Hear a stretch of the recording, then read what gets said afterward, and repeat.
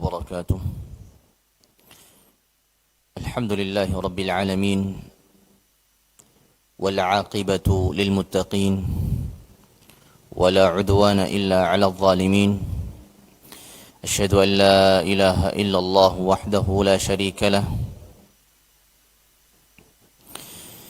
إله الأولين والآخرين، وأشهد أن محمدا عبده ورسوله النبي المصطفى الأمين صلى الله عليه وعلى آله وأصحابه أجمعين، ومن تبعهم بإحسان إلى يوم لا ينفع مال ولا بنون إلا من أتى الله بقلب سليم.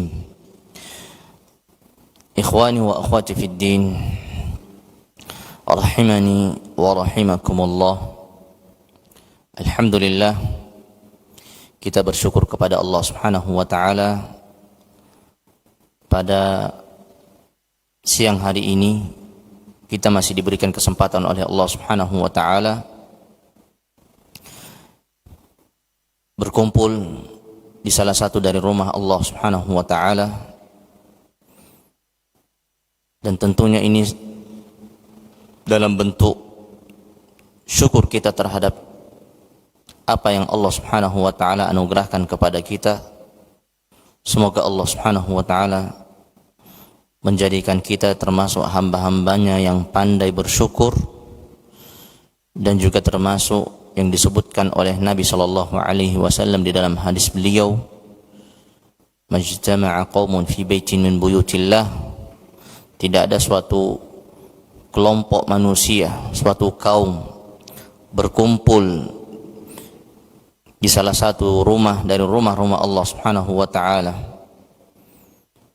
Mereka yatluna kitab Allah, membaca ayat-ayat Allah, wa yatadarasunahu bainahum, dan saling mempelajari di antara mereka, illa nazalat alaihimus sakinah, melainkan ketenangan akan turun kepada mereka, wa ghasyiyatuhumur rahmah, dan mereka akan diliputi rahmat dan kasih sayang dari Allah Subhanahu wa taala, wa hafathumul malaikah, dan mereka akan dikelilingi oleh para malaikat, wa dzakarahumullahu fi man indah, dan Allah Subhanahu wa taala menyebut nama mereka di hadapan para malaikat yang berada di sisinya. Semoga kita termasuk hamba yang disebutkan oleh hadis Nabi sallallahu alaihi wasallam. Ikhwani wa akhwati fid din, rahimani wa rahimakumullah. Kita sekarang hidup di zaman fitnah,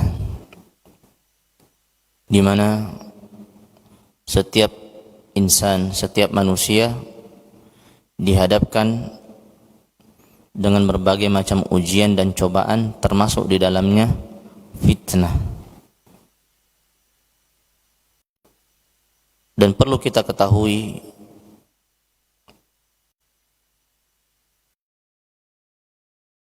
setiap dari kita memiliki fitnahnya masing-masing, dan tidak semuanya sama. Si fulan fitnahnya terhadap harta, si fulana fitnahnya terhadap lawan jenis misalkan, si fulan fitnahnya terhadap anaknya, si fulan fitnahnya terhadap istrinya, si fulan atau si fulana fitnahnya terhadap tetangganya.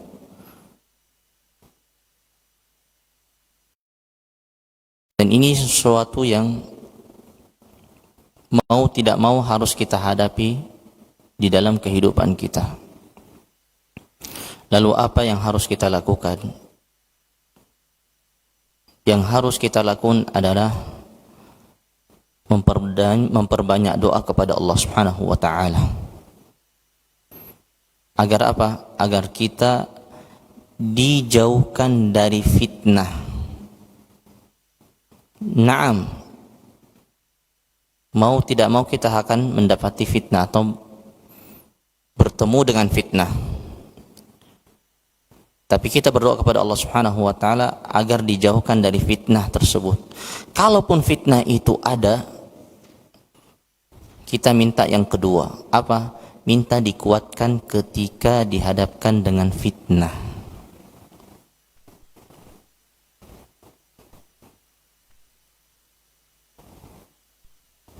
Karena setiap dari kita pasti akan berinteraksi dengan fitnah-fitnah tersebut, ya.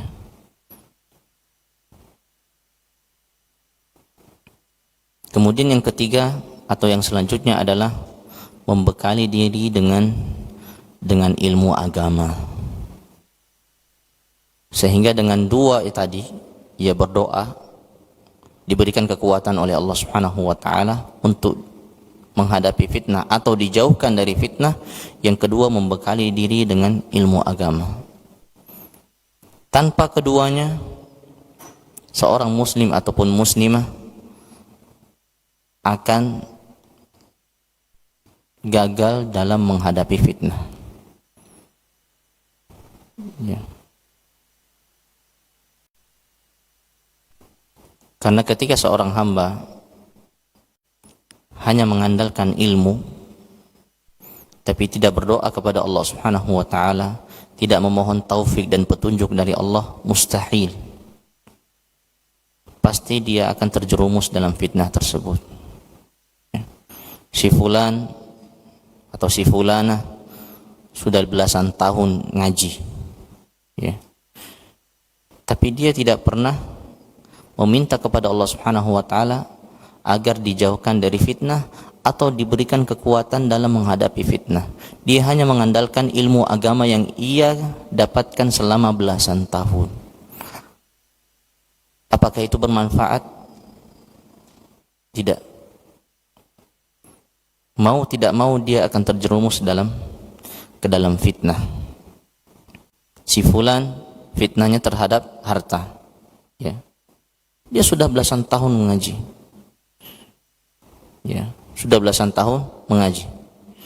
Namun ketika dia dihadapkan dengan suatu fitnah, ya, fitnah harta, ya, ada seorang datang kepada dia, menghampiri ia, kemudian menawarkan, antum kalau melakukan ini dan itu, ana berikan antum ini sekian M misalkan. Ilmu yang dia kaji selama belasan tahun itu banyak.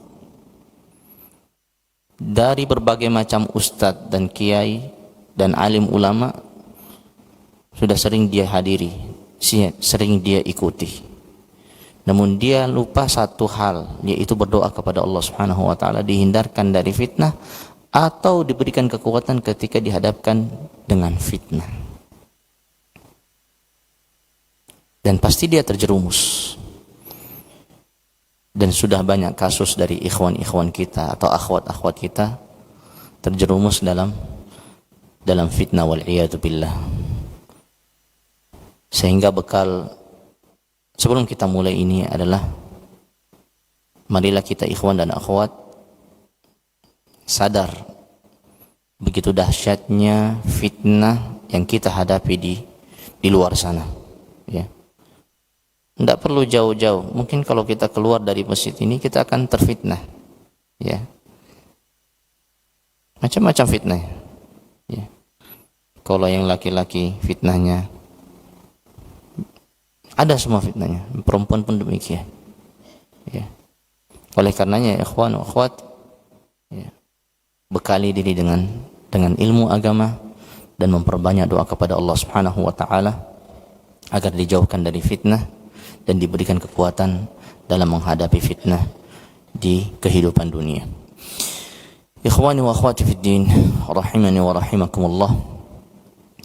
Di pembahasan yang lalu atau pertemuan kita yang lalu, kita sudah sampai pada firman Allah Subhanahu wa taala, iyyaka na'budu wa iyyaka nasta'in.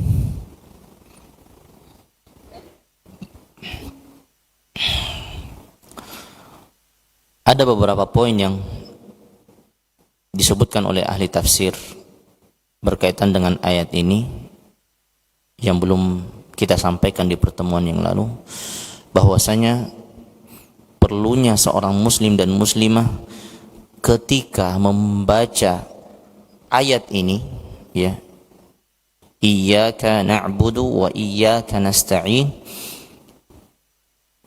seharusnya mereka dalam membaca atau melafalkan ayat ini, di situ tertera ada tasydid di huruf ya. Iya, ya, itu tasydid di huruf ya. Seorang muslim dan muslimah harus membaca tasydid tersebut. Tidak boleh membaca iyyaka na'budu wa iyyaka nasta'in. Dan ingat, kata dalam bahasa Arab kurang satu baris atau kurang satu harakat, atau yang harusnya tasydid tidak ditasydidkan, atau yang tidak harusnya tasydid kemudian ditasydidkan, maka sudah berubah maknanya. Nah, ketika ayat iyyaka na'budu wa iyyaka nasta'in dibaca tanpa tasydid, artinya iyyaka na'budu wa iyyaka nasta'in, dan ini sering kita dengar di negeri kita, di masjid-masjid di luar, ya, yang dipimpin oleh, ya, wallahu a'lam orangnya berilmu atau tidak, ya, bacanya iyyaka na'budu wa iyyaka nasta'in. Sedangkan di dalam ilmu tafsir disebutkan arti dari iyyaka artinya adalah asyams, artinya matahari. Jadi kalau dibaca iyyaka artinya asyamsa na'bud wasyamsa nasta'in. Artinya apa? Kami menyembah matahari dan kami memohon pertolongan kepada matahari. Fatal, maknanya fatal. Oleh karenanya ulama tajwid khusus di ayat ini, ya, sangat menekankan bagi muslim dan muslimah untuk membaca dengan tasydid. Jadi ditekan iya, jadi ada tasydidnya di situ. Iyyaka na'budu wa iyyaka nasta'in.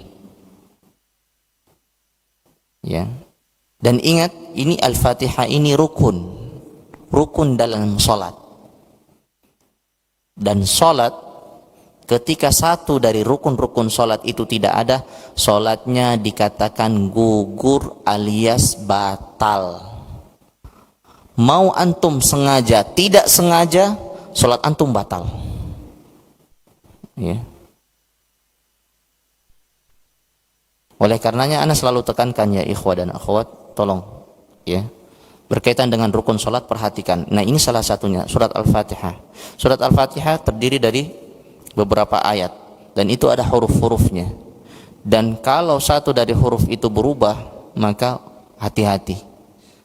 Ya, sebagian ulama keras, tegas dalam Al-Fatihah ini. Oleh karenanya sebagian ulama mengatakan siapa dari kaum muslimin dan muslimat, ya, ingin menjadi imam, ya, kalau muslimat tentu imam di rumahnya tentunya. Tapi kalau kaum muslimin ingin menjadi imam, harus paling tidak benar-benar tajwid dari surat Al-Fatihah ini dia kuasai. Tidak perlu surat yang lain. Ya, kenapa? Karena ini rukun. Karena ini rukun. Oleh karenanya, ya, ulama mengatakan siapapun, ya, dari kaum muslimin dan muslimat harus perhatikan berkaitan dengan surat Al-Fatihah. Yang paling ditekankan adalah ayat ini. Kenapa? Karena kebanyakan kesalahan dari kaum muslimin dan muslimat dalam membaca surat Al-Fatihah di ayat ini. Tidak ada penekanan atau tidak ada tasydid di kata iyyaka. Ya. Sekali lagi artinya iyyaka kalau tanpa tasydid artinya matahari. Dan kalau kita terjemahkan ke dalam bahasa Indonesia artinya matahari kami sembah dan matahari kami memohon pertolongan. Syirik? Naam, syirik. Wal'iyadu billah. Ustaz enggak sengaja, Ustaz. Tayyib, belajar.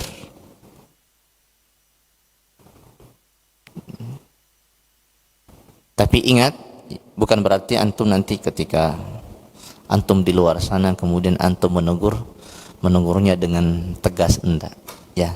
cukup disampaikan dengan baik. Ya, ketika imam antum misalkan bacanya kurang baik, mungkin panggil dia, tarik dia, ngobrol 4 mata, kemudian katakan, ya akhi, sepertinya Al-Fatihah antum ya perlu diperbaiki sedikit. Bukan mengajari ya, tapi kita ya mengingatkan, karena Al-Fatihah ini adalah rukun dari rukun-rukun salat. Kalau sudah yang disebut dengan rukun, artinya tidak ada urusan antum sengaja, tidak sengaja, antum tahu, tidak ada urusan. Kalau sudah berkaitan dengan rukun, la, khalas, batal salat. Ya. Taib. Iyyaka na'budu wa iyyaka nasta'in.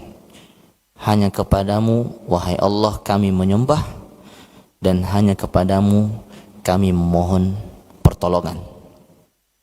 Di sini Allah Subhanahu wa taala menyampaikan kepada kita bahwasanya kita seorang muslim dan muslimah harus ya meminta pertolongan hanya kepada Allah Subhanahu wa taala. Dan di sini juga kita bisa mengambil faedah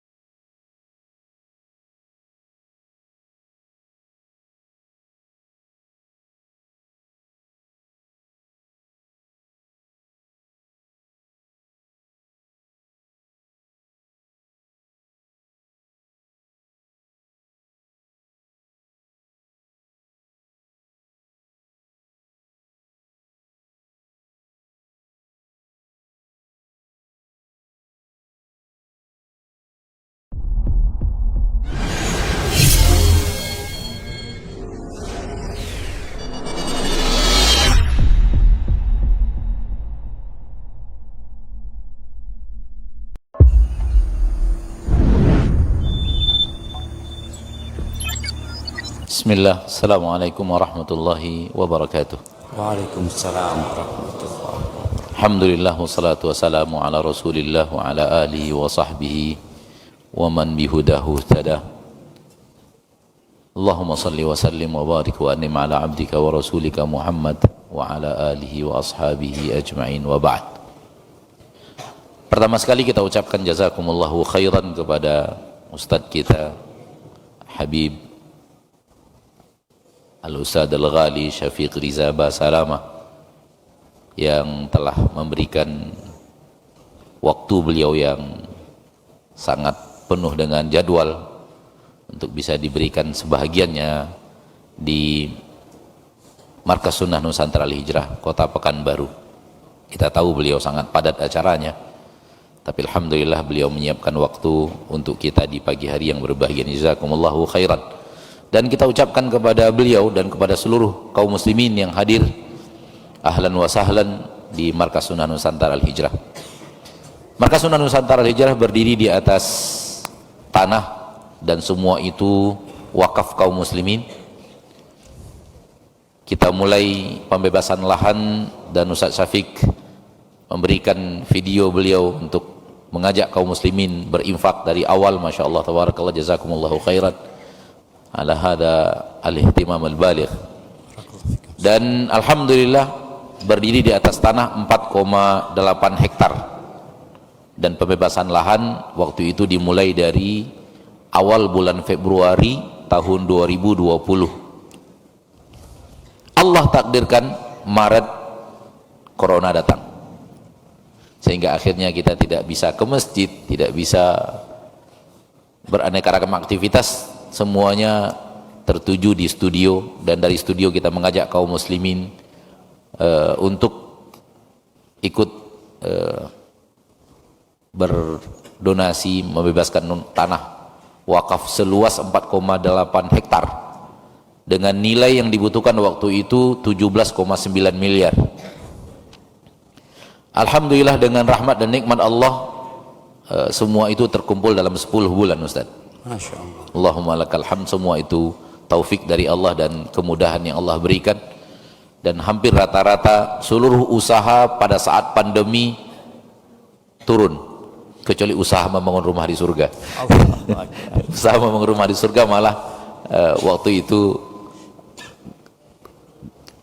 grafiknya malah naik. Kayaknya Allah. karena mereka jadi ingat akhirat semua waktu Bisa jadi mungkin, wallahu alam. Ya, intinya adalah Allah gerakkan, mungkin persiapan akhirat juga mungkin ya Ustaz ya. Anak tidak sampai ke situ waktu itu malah. Alhamdulillah. Dan setelah pembebasan lahan mengakhiri hampir ke mendekati akhir, kita mencoba untuk meminta tim untuk menghitungkan biaya pondasi untuk masjid ini yang luasnya 70 kali 90, insya Allah 3 lantai, dan masih ada asrama yang mau kita bangun luasnya 18 kali 46, 6 lantai, 6 lantai, 6 lantai, dan dibutuhkan rencana 5 gedung. Jadi masing-masing 6 lantai 5 gedung. Yang sekarang yang baru jadi 1 lantai. Alhamdulillah. Jadi masih ada 5 lantai lagi untuk 1 gedung plus 4 gedung lagi. 4 gedung. Ya. Itu rencana. Nah, ketika dihitung oleh tim teknis dari Universitas Riau yang menghitungnya, dokter dari Universitas Riau, tim ahli, maka ternyata untuk tiang pancang saja butuh 24 miliar. Buat tiang pancang. Tiang pancang yang di dalam untuk menyanggah tiang-tiang ini dan tiang-tiang yang ada di asrama ternyata biayanya lebih besar daripada pembebasan lahan. Allah, kita geleng-geleng kepala. Tapi alhamdulillah dengan izin Allah setahun berjalan itu pun terpenuhi. Allahumma lakal hamd. Semua itu dari Allah Rabbul Izzati wal Jalalah. Mulai tahun bulan Mei tahun 2022 itu mulai pembangunan fisik. Dan ketika pembangunan fisik dimulai yang masjid ini, struktur masjid, Ustaz sempat datang berkunjung pada tahun itu, tahun 2022, dan berdiri di atas basement ini Ustaz. Kita berdiri waktu itu di atas basement dan sempat jalan ke sini sebentar. Dan kita katakan insya Allah kalau antum nanti datang ke sini lagi, insya Allah ini sudah jadi bangunan, ini akan menjadi ruang basementnya dan ruang serbagunanya, dan alhamdulillah sekarang terwujud. Allahumma lakal hamd. Jadi tahun 2002 bulan Mei itu sudah mulai struktur masjid, beberapa bulan setelahnya beliau hadir, dan Allah takdirkan 2 hari menjelang Ramadan di tahun 2023 itu ruang ini sudah bisa dipakai. Masya Allah, Masya Allah. Itu sekira lebih kurang 8 atau 9 bulan dari atau 10 bulan dari awal mulai struktur bangunan masjid, hampir 1 tahun, kurang dari 1 tahun kita usahakan semaksimal mungkin untuk bisa mencapai pelaksanaan.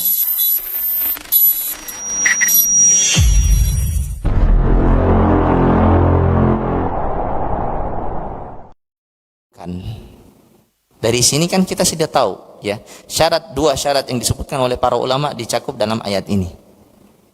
Ya, yang pertama tadi orangnya atau yang kita mintai pertolongan itu harus mampu. Ya. Yang kedua adalah orangnya dalam keadaan hidup. Ya. Taib. Sehingga ya ikhwan dan akhwat, ya. Agama kita ini tidak terlalu kaku. Berarti kita tidak boleh minta tolong sama orang lain. Boleh, silahkan. Ya. Selama orang tersebut mampu untuk mengabulkan permintaan antum, dan yang kedua orangnya hidup. Jadi praktek-praktek misalkan si fulan atau dari kaum muslimin dan muslimat itu datang ke kuburan kemudian minta ya Syekh fulan, ya, kemudian minta hajatnya, ini tidak diperbolehkan, ya. seandainya hal itu diperbolehkan, maka hal itu pasti sudah dilakukan oleh para sahabat radhiyallahu anhum. Kalau antum ingat atau antum buka hadis-hadis Nabi SAW, disebutkan ketika Umar bin Khattab radhiyallahu anhu menjadi khalifah menggantikan Abu Bakar, dan pada saat itu Madinah dalam keadaan kering kerontang, kemarau berkepanjangan, tidak turun hujan. Ya. Taib. Apa yang dilakukan Umar bin Khattab? Beliau meminta, ya, meminta kepada siapa? Minta tolong kepada Abbas, pamannya Nabi Sallallahu Alaihi Wasallam. Kalau saja praktek yang dilakukan oleh saudara-saudari kita dari kaum muslimin dan muslimat datang ke kuburan, pasti Umar bin Khattab tidak perlu datang kepada Abbas untuk minta hujan, minta kepada Allah untuk diturunkan hujan. Pasti Umar sudah datang ke mana? Ke rumah Aisyah, ke kuburan Nabi SAW, minta sama Nabi kalau ya praktek tersebut dibenarkan dalam syariat. Namun nyatanya tidak. Ya. Umar bin Khattab radhiyallahu an, ya, bertawassul. Ya.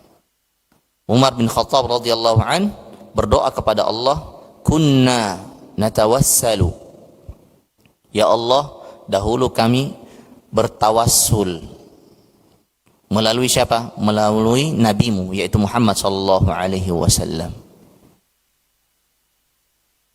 Kemudian beliau mengatakan, lalu kemudian sekarang kami akan bertawassul dengan paman nabimu, pamannya, ya, bukan Nabi sallallahu alaihi wasallam tapi pamannya. Dari sini kita juga ya bisa mengambil faedah bahwasanya ya seorang muslim dan muslimah diperbolehkan untuk bertawassul, ya, tentunya dengan syarat-syarat yang tadi kita sebutkan tadi. Harus apa? Orangnya mampu dan orangnya dalam keadaan hidup. Taib, Abbas ini mampu untuk berdoa atau tidak kepada Allah Subhanahu wa taala minta hujan? Nah, mampu. Taib, kenapa Umar minta kepada Abbas bin Abdul Muttalib, pamannya Nabi sallallahu alaihi wasallam? Nah, dan inilah yang menunjukkan bahwasanya Ahlul Bait, ya, keluarganya Nabi sallallahu alaihi wasallam memiliki kemuliaan tersendiri di sisi Allah Subhanahu wa taala. Ya. Oleh karenanya Umar bin Khattab minta kepada pamannya Nabi sallallahu alaihi wasallam, beliau mengatakan, "Qum ya Abbas," berdiri Abbas, minta kepada Allah untuk diturunkan hujan. Ya. Dan inilah caranya para ulama salaf radhiyallahu anhum wa rahimahum. Ya. Berbeda dengan orang-orang sekarang, ya, menyuruh kaum muslimin dan muslimat, ayo ke kuburan ramai-ramai, ke kuburan Syekh fulan, wali fulan, ya. Sampai di kuburan, kuburannya sudah dihias seperti kayak kamar pengantin. Kif, ini kuburan atau acara walimahan ini. Dan ini adalah sesuatu yang menyedihkan terjadi di umat Islam. Dan ini sudah zaman modern. Semuanya bisa membaca, bisa menelaah, ya. Tapi selalu saja ada ulama-ulama yang mengaku diri mereka ulama, kemudian memberikan doktrin, ajaran-ajaran yang sesat kepada kaum muslimin dan muslimat. Ya. Kalian harus cinta kepada Ahlul Bait, ya. Tidak ada yang mengingkari bahwasanya kita memang diperintahkan untuk mencintai Ahlul Bait, tapi tidak seperti itu caranya. Ya. Baik. Iyyaka, Kata Allah Subhanahu wa taala, "Iyyaka na'budu wa iyyaka nasta'in." Ya. Setelah seorang hamba membaca alhamdulillahirabbil alamin, arrahmanir rahim, maliki yaumiddin atau maliki yaumiddin, iyyaka na'budu wa iyyaka nasta'in, ini semuanya disebut dengan muqaddimah atau pembukaan. Pembukaan dalam apa? Pembukaan sebelum seorang muslim dan muslimah memanjatkan permintaannya kepada Allah Subhanahu wa taala. Ya. Ayat pertama pujian, kedua pujian, ketiga pujian, yang iyyaka na'budu wa iyyaka nasta'in ini adalah ikrar, ya, bahwasanya kita hanya menyembah kepadamu satu-satunya wahai Allah, dan kami hanya memohon pertolongan kepadamu. Ini semuanya muqaddimah, pembukaan. Dan inti dari surat Al-Fatihah sebenarnya tujuannya adalah doa. Dan inilah ayat yang disebutkan, ya, setelahnya, ihdinas siratal mustaqim. Ya. Tunjukilah kami jalan yang lurus. Dan inilah permintaan kita kepada Allah Subhanahu wa taala setelah muqaddimah tadi, ya, kita sebutkan pujian kepada Allah, kita sebutkan nama Allah yang indah, ya, dan sifatnya yang begitu mulia, ya. Kemudian kita mengikrarkan kepada Allah, kita hanya menyembah kepadamu ya Allah, kita hanya memohon pertolongan kepadamu wahai Allah, ya. Baru kemudian kita panjatkan permintaan kita. Dan ini adalah surat Al-Fatihah. Al-Quran mengajarkan kita untuk memberikan apa? Memberikan muqaddimah ketika kita butuh kepada Allah dan menyampaikan hajat kita kepada Allah. Sehingga oleh para ulama disebutkan di antara adab dalam berdoa, dan ini salah satu hal yang membuat doa itu bisa dikabulkan oleh Allah adalah ketika doa itu didahului dengan pujian kepada Allah Subhanahu wa taala terlebih dahulu. Ya. Jadi di antara kunci kalau ingin doa kita dikabulkan oleh Allah adalah panjatkan pujian, ya, kepada Allah Subhanahu wa taala, ya.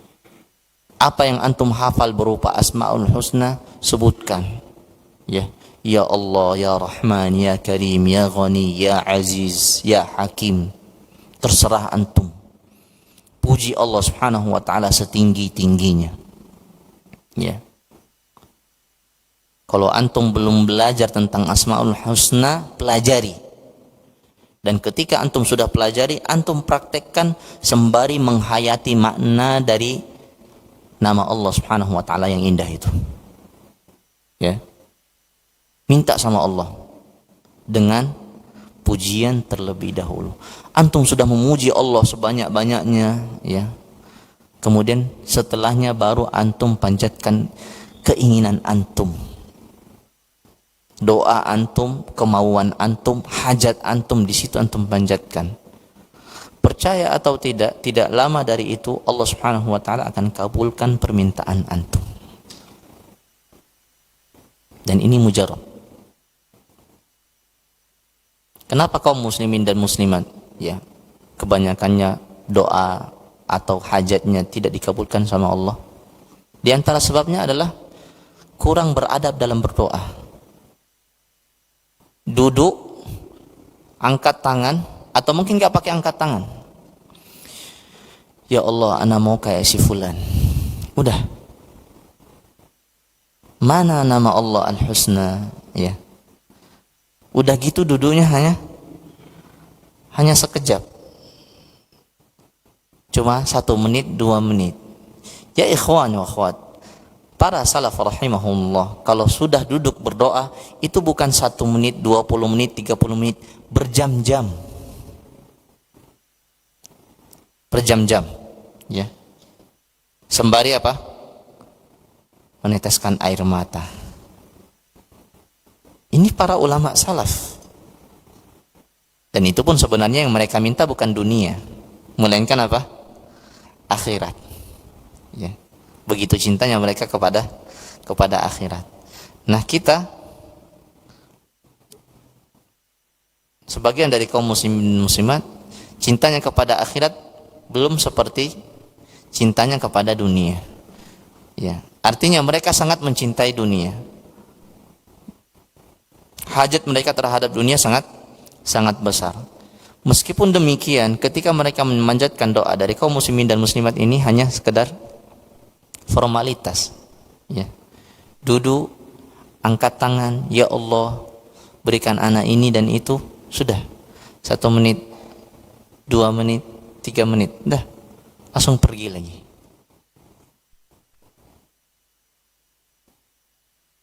Sesekali antum lihat anak antum yang kecil, kalau dia datang kepada antum kemudian mau sesuatu yang dia sangat inginkan, sangat suka dengan barang itu, apa yang dia lakukan? Datang kemudian, Umi atau misalkan Abi, Pa, Ma, ana mau ini. Habis itu antum bilang enggak, apakah dia akan pergi begitu saja? Enggak.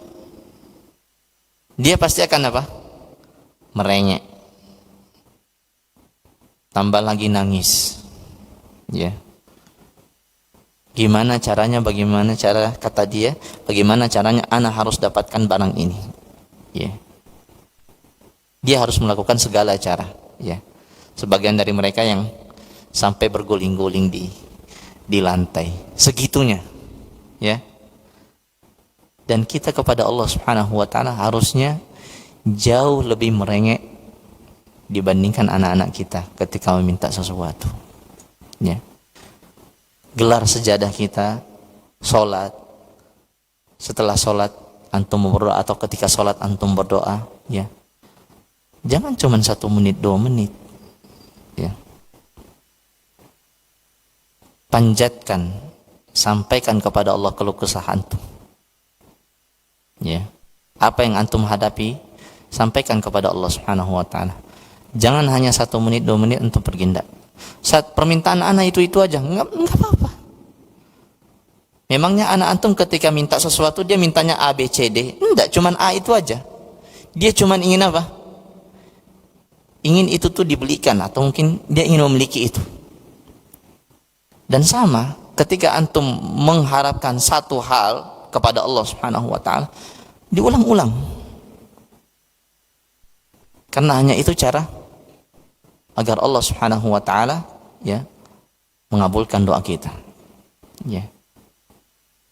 Terus berdoa, terus berharap, dan berhusnuzon kepada Allah Subhanahu Wa Taala.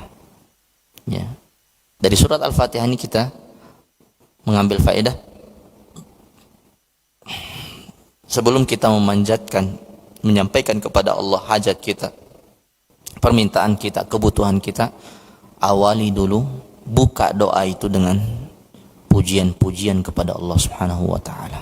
Sampaikan semua pujian dan asmaul husna dan sifat al-ulia yang antum hafal, antum pernah dengar, sampaikan pada saat itu. Ustaz, ana enggak tahu Ustaz bahasa Arabnya.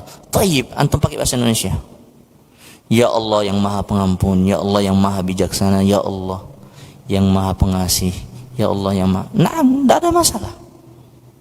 Karena Allah Subhanahu Wa Taala mengerti apa yang antum sampaikan. Ya. Tapi sekali lagi ini konteks di luar sholat, ya. Tapi kalau sudah di dalam sholat, ya, tidak sepantasnya kita memanjatkan dengan bahasa yang kita miliki. Baik. Allah Subhanahu Wa Taala mengatakan ihdinas siratal mustaqim. Di dalam qiraat yang lain disebutkan ihdina pakai sin, ihdinas sirata al-mustaqim. Taib. Apa artinya? Ya Allah, tunjukilah kami jalan yang lurus.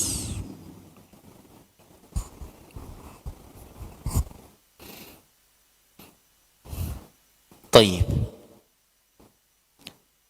antum atau kita semua harus tahu yang namanya kata al-hidayah atau kata hada yahdi ihdi, ya, itu bergandengan dengan huruf jar, ya. Hada gandengannya dengan ila. Ya Allah, tunjukilah kami jalan yang lurus kalau di sini. Ya. Tapi kalau dalam aturan bahasa Arab, ya, hada yahdi, ya, itu bergandeng dengan huruf jar. Ada huruf yaitu ila. Taib, kenapa Allah Subhanahu wa taala menghilangkan huruf jar di sini? Langsung dijadikan ihdinas sirata. Yang tadinya fiil di sini dia lazim, tiba-tiba diubah oleh Allah Subhanahu wa taala menjadi mutaaddi yang ada maf'ul bihinya. Kenapa? Karena ada maksud di situ. Petunjuk yang dimaksud oleh Allah Subhanahu wa taala di dalam ayat di sini adalah petunjuk yang berkaitan dengan dua hal. Apa itu? Yang pertama adalah ilmu. Ya. Petunjuk yang bentuknya apa? Ilmu. Artinya, ya Allah, berikanlah aku ilmu atau tunjukilah aku ilmu dalam kehidupan sehari-hari, ya, ibadah ataupun muamalah. Taib. Yang kedua adalah al-amal. Apa itu amal? Adalah kita minta kepada Allah untuk diberikan taufik dan petunjuk untuk mengamalkan ilmu yang sudah didapatkan. Dan ini dua hal yang kita butuhkan dalam kehidupan kita di dunia. Ya. Banyak orang Allah Subhanahu wa taala sudah berikan dia ilmu. 5 tahun dia belajar, 10 tahun, ada yang belasan tahun, bahkan ada yang puluhan tahun. Ilmunya Masya Allah. Ya. Tapi Allah Subhanahu wa taala tidak berikan dia taufik, petunjuk dalam urusan mengamalkan ilmu yang ia dapatkan. Dan surat Al-Fatihah ini, ya, meminta kita atau mengandung dari permintaan kita ihdinas siratal mustaqim, mengandung dua hal ini. Ya Allah, tunjukilah aku ilmu dan juga tunjukilah aku untuk atau berikan taufik kepadaku, kemudahan kepadaku untuk mengamalkan dari ilmu yang sudah ana dapatkan. Ini maksud dari kata ihdina di dalam ayat ini. Jadi tidak hanya sekadar Allah Subhanahu wa taala tunjukkan kepada kita ilmu. Taib, ini ada ilmu di hadapan antum. Antum sudah kaji. Ya. Ada yang dikandung lagi setelahnya apa? Mengamalkan ilmu tersebut. Dan ini banyak dari orang-orang yang berilmu, yang diberikan ilmu, Masya Allah, luas ilmunya. Tapi ia gagal dalam mengamalkan ilmu yang ia dapatkan. Wal'iyadu billah. Ya. Jadi ilmu yang sudah kita dapatkan selama ini bertahun-tahun atau puluhan tahun, belasan tahun, ya, kita butuh petunjuk dari Allah untuk kita amalkan. Dan Allah Subhanahu wa taala sebutkan di situ as-sirat al-mustaqim. Jalan yang lurus, tidak bengkok, tidak juga berkelok. Jalan lurus. Disebutkan para ulama tafsir makna dari siratul mustaqim, ya. Di dalam silakan antum buka tafsir At-Tabari misalkan, ya. Ya, para ulama menyebutkan Maksud dari siratul mustaqim al-Islam, agama Islam itu sendiri. Ada lagi yang mengatakan kitabullah, yaitu Al-Quran. Ada lagi yang mengatakan kitabullah, Al-Quran, dan juga Nabi SAW, yaitu hadis Nabi SAW, dan kedua sahabat beliau, yaitu Abu Bakar dan Umar. Sehingga para ulama mengatakan dari semua tafsir yang ada ini, ya, sebenarnya Allah Subhanahu wa taala, ya, menyuruh kita untuk meminta kepadanya untuk diberikan hidayah,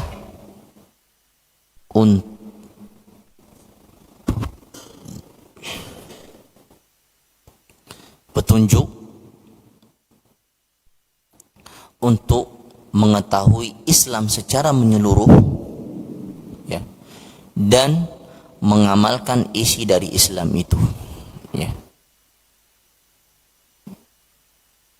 Jadi ihdinas siratal mustaqim. Islam itu apa? Ya udah, kalau bukan Al-Qur'an, maka hadis Nabi sallallahu alaihi wasallam, dan disesuaikan pemahamannya dengan pemahaman para sahabat Rasulullah SAW. Selesai. Radhiyallahu anhum wa radhahum. Dan orang-orang soleh yang mengikuti jalan mereka. Ya. Ihdinas sirata al-mustaqim. Tunjukilah kami jalan yang lurus. Ya. Baik.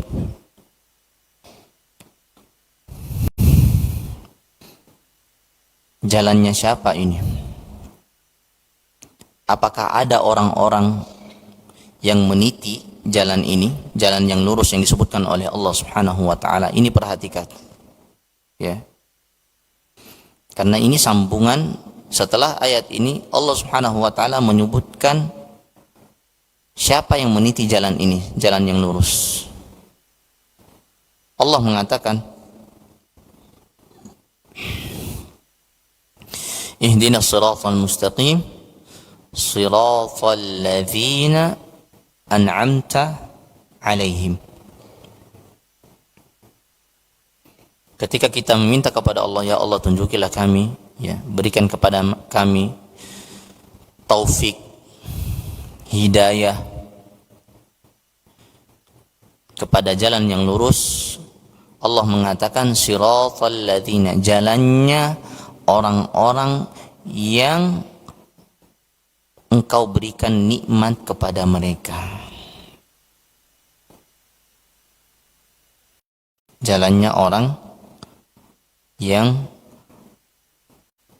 engkau berikan nikmat kepada mereka.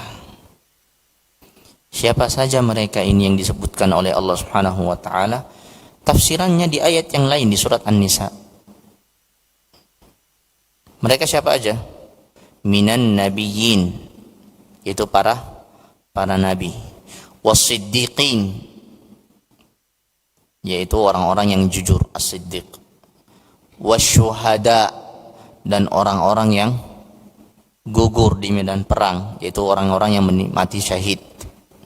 Was-salihin, dan orang-orang soleh. Kalau antum lihat, ya, Nabi SAW termasuk tentunya dari kalangan Nabi. Abu Bakar radhiyallahu an termasuk dari kalangan As-Siddiq. Umar radhiyallahu an termasuk dari kalangan syahid, karena beliau meninggalnya dalam keadaan, ya, mati syahid. Ya.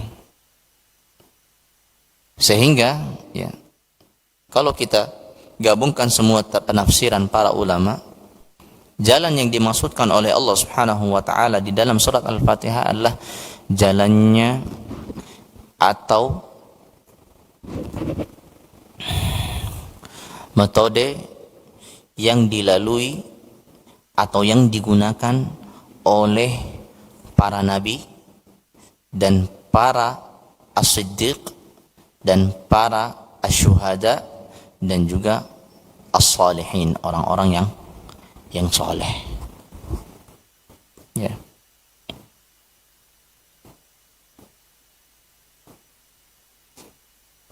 Yang paling utama adalah para sahabat. Setelah Nabi, tentunya para sahabat. Dimulai dari Abu Bakar, Umar, Uthman, Ali. Lihat amaliyah mereka, bagaimana mereka terhadap amaliyah mereka dalam keseharian mereka. Ya. Mungkin selama ini yang kita pelajari bagaimana Nabi SAW, keseharian Nabi SAW, bagaimana hari-hari beliau, ya, kepada istri-istri beliau, bagaimana beliau dengan para sahabat, bagaimana beliau dengan anak-anak kecil, bagaimana beliau dengan orang yang lebih tua. Ya. Coba sesekali kita buka biografi tentang Abu Bakar.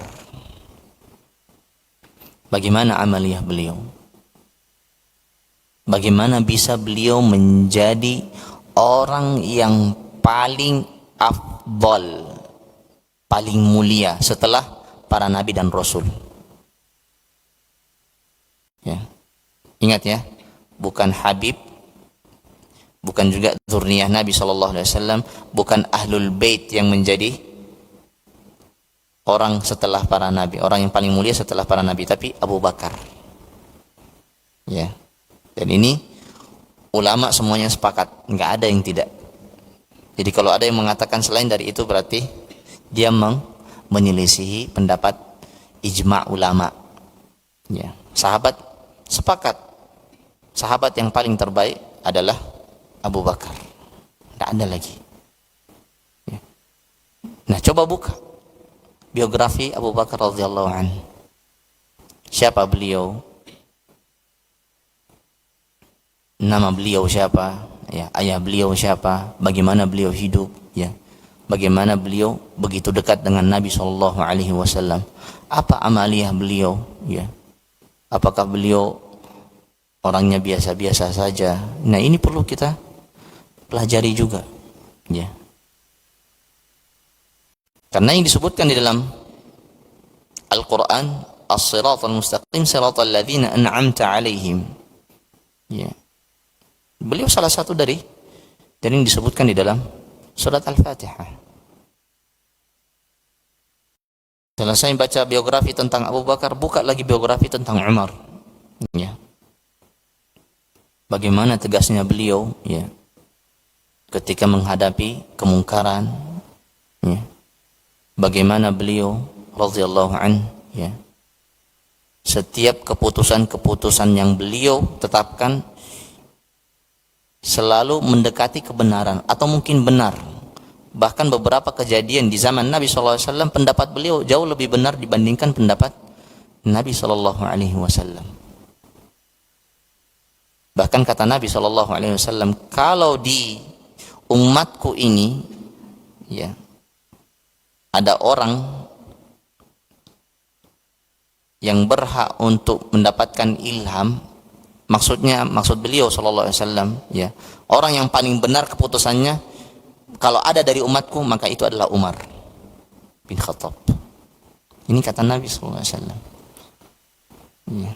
Nah, bagaimana kok bisa beliau sampai kepada derajat itu? Ini perlu kita buka terus biografi.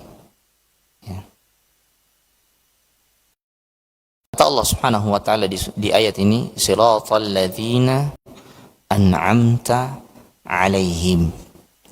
Ya, ketika kita memohon kepada Allah, ya Allah tunjukilah kami jalan yang lurus, ya, baik itu dari segi ilmu dan bagaimana beramal dan metode yang kita dapatkan atau kita terapkan dalam kehidupan kita. Kata Allah Subhanahu wa taala, siratal ladzina an'amta alaihim. Ya, jalan yang lalui atau metode yang digunakan oleh orang-orang yang engkau berikan nikmat kepada mereka. Taib. Nikmat apa yang dimaksud oleh Allah Subhanahu wa taala di sini? Ingat, ya, nikmat yang dimaksud di sini tentunya yang paling afdal adalah nikmat berkaitan dengan ilmu.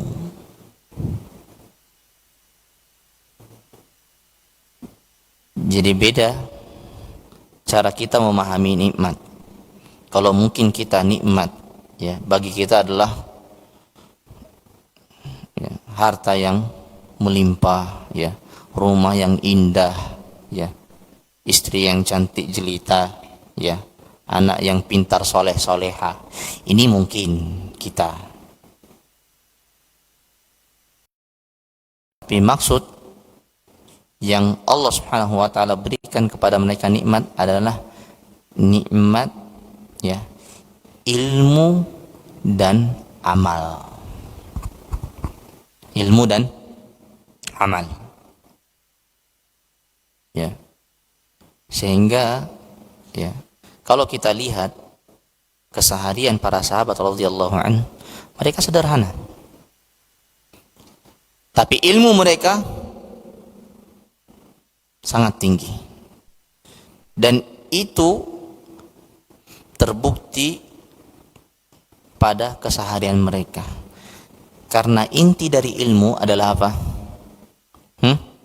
Al-khasyah. Rasa takut kepada Allah.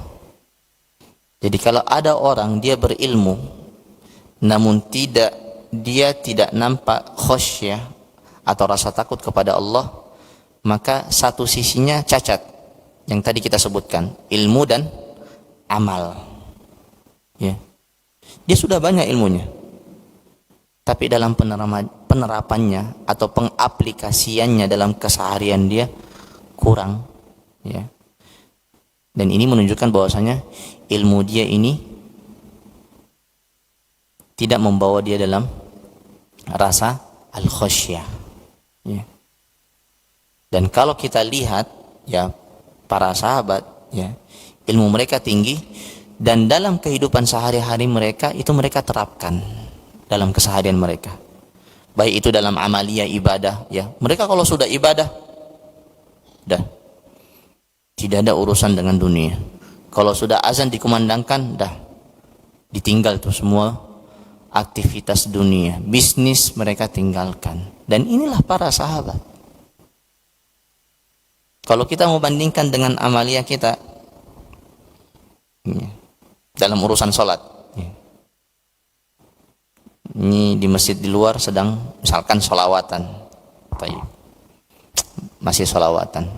Padahal sebenarnya kalau kita ibarat, kalau kita bandingkan, kita cocokkan dengan zaman para sahabat, sholawat yang sekarang tuh ibarat azan di zaman mereka. Artinya sudah stop aktivitas, ya. Kita hendak baru sholawatan. Nah, azan dikumandangkan baru bergerak.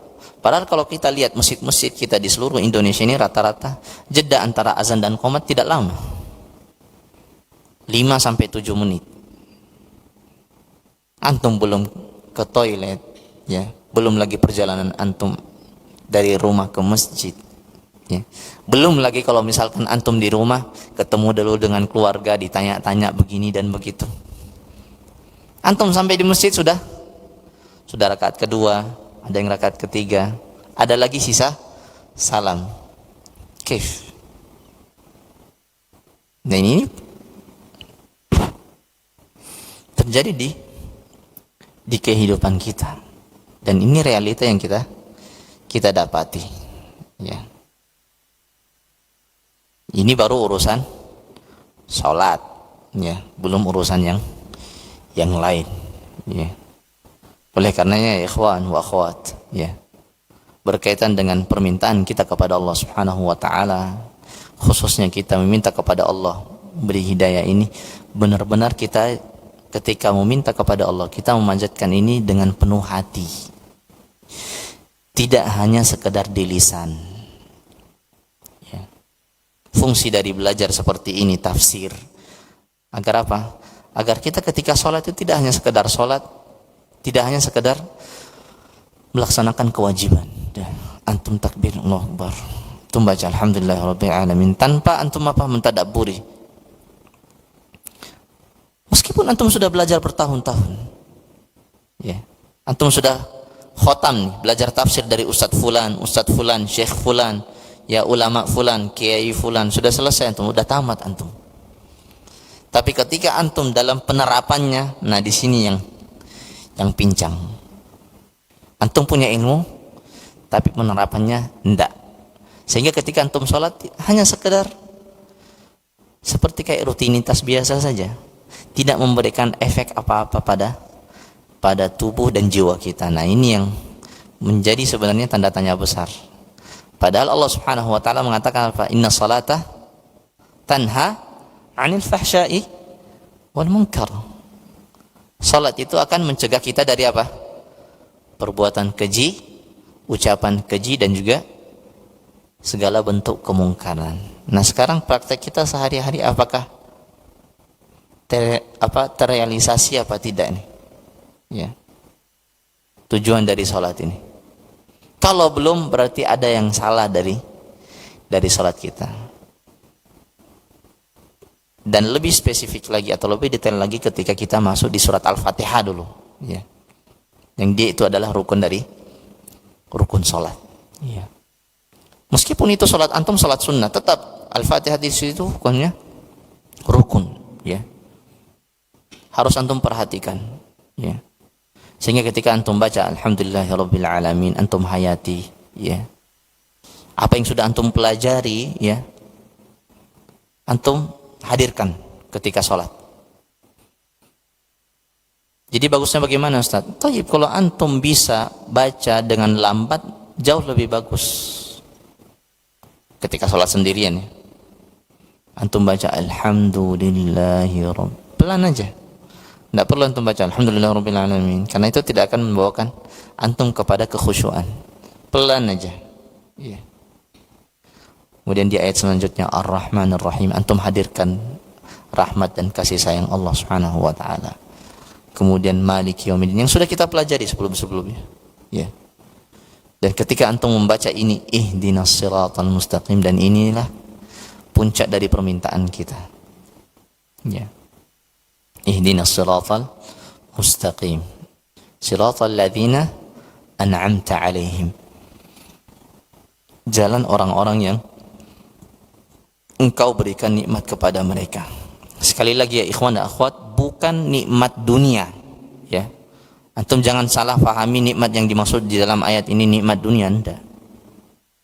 Tapi nikmat yang berkaitan dengan ilmu dan amal. Dan juga ketentraman di dalam hati, ya.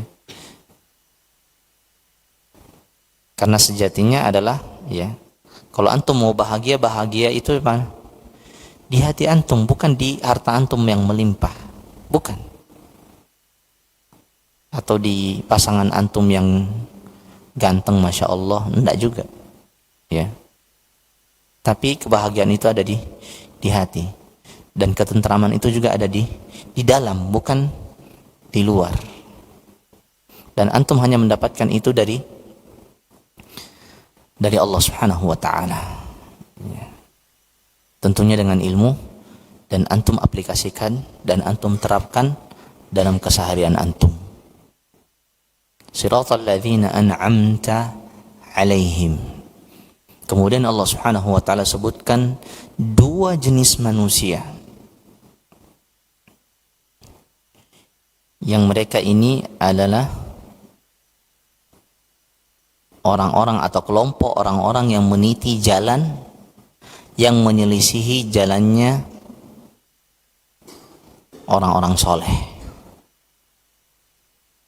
Apa itu? Ghairil maghdubi alaihim waladhdallin.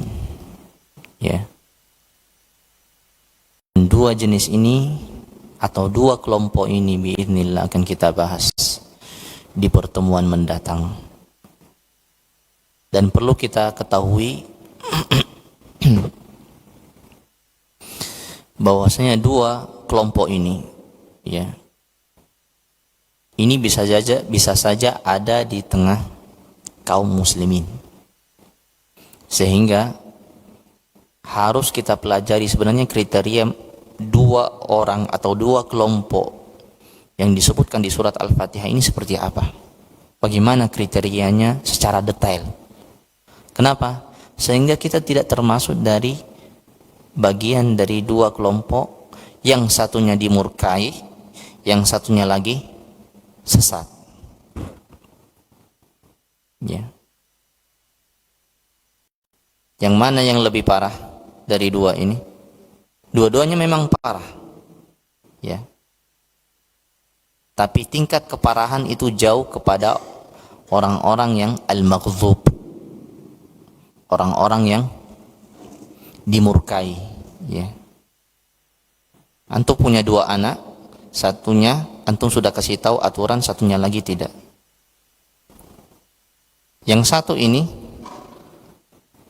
salah dalam mengambil tindakan. Yang satu lagi dia sudah tahu aturan tapi dia melanggar. Yang mana antum kira-kira antum marahnya lebih parah, kesalahannya lebih fatal? Yang ini nih, antum sudah kasih tahu, dia sudah tahu tapi dia melanggar,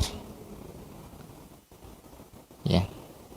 Dan ini harus kita pelajari bagaimana ciri-ciri orang atau kelompok-kelompok ini sehingga kita tidak termasuk orang yang mendapatkan kesengsaraan di dunia dan di akhirat. Mungkin ini yang bisa kami sampaikan di pertemuan kali ini. Semoga Allah Subhanahu wa taala memberikan kepada kita taufik, hidayah, petunjuk, ya, untuk senantiasa mendapatkan ilmu dan mengamalkan dan mengaplikasikan apa yang sudah kita dapatkan berupa ilmu dalam kehidupan kita sehari-hari.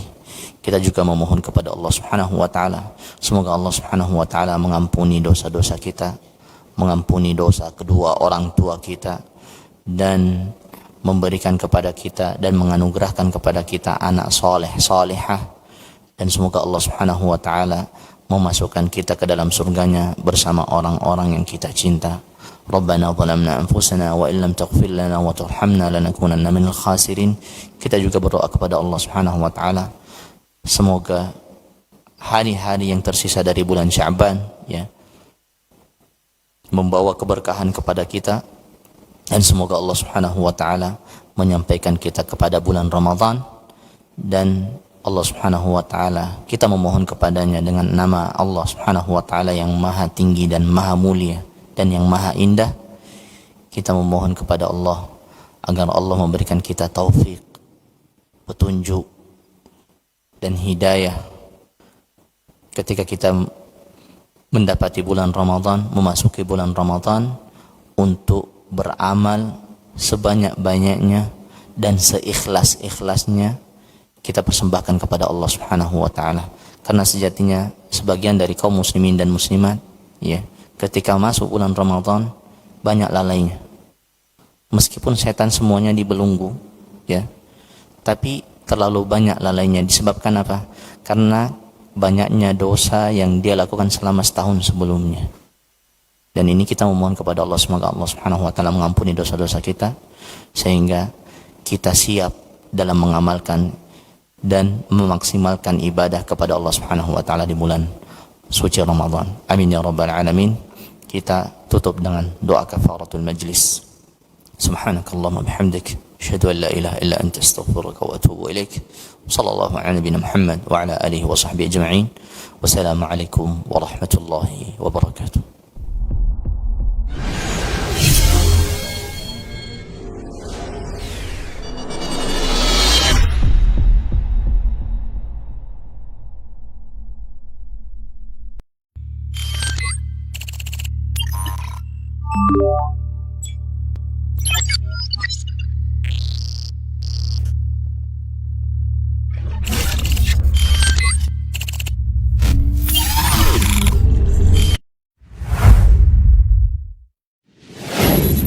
Assalamualaikum warahmatullahi wabarakatuh. Saudara-saudariku, para pemirsa Hasil TV dimanapun Anda berada, rahimani wa rahimakumullah.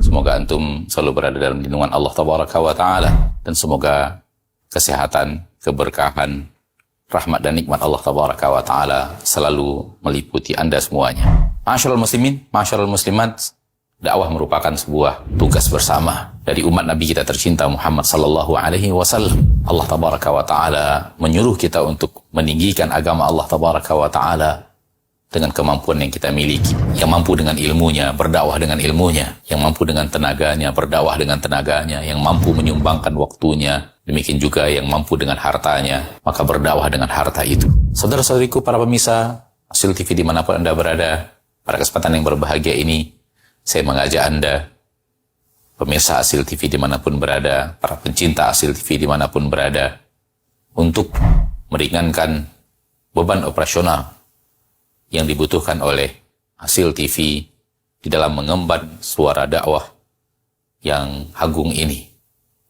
Mari infakkan sebahagian daripada yang Allah Tabaraka wa Ta'ala mudahkan kepada kita, dari apa yang Allah rezekikan kepada kita, guna kepentingan syiar dakwah melalui media-media, di antaranya adalah Asil TV. Melalui Asil TV, sangat banyak saudara-saudari kita kaum muslimin dan muslimat yang bisa mendapatkan dakwah di bumi yang sangat jauh, di negeri yang sangat terpencil. Bahkan tidak sedikit dari mereka yang mendapatkan hidayah kepada sunnah Rasulullah SAW melalui media Asil TV yang kita cintai. Semoga apa yang antum berikan merupakan pembuka kebaikan, merupakan pembuka hidayah bagi saudara-saudari antum menuju jalan yang sesuai dengan sunnah Nabi kita tercinta SAW, sehingga di akhirat mendapatkan pahala bagaikan seorang yang di tangannya Allah Tabaraka wa Ta'ala bukakan hidayah kepada seseorang, seperti yang dikatakan Nabi kita tercinta SAW, la iyahdiyallahu bika rajulan wahidan khairun laka min humurin na'am. Sekiranya satu orang mendapatkan hidayah melalui dirimu, melalui usahamu, melalui apa yang telah engkau berikan, melalui apa yang telah engkau dakwahkan, maka itu lebih baik daripada unta merah. Sebagian para ulama mengatakan lebih baik daripada dunia dan perhiasannya. Sallallahu wasallam wa baraka wa an'am ala abdihi wa rasulihi Muhammad walhamdulillahi rabbil alamin. Assalamualaikum warahmatullahi wabarakatuh.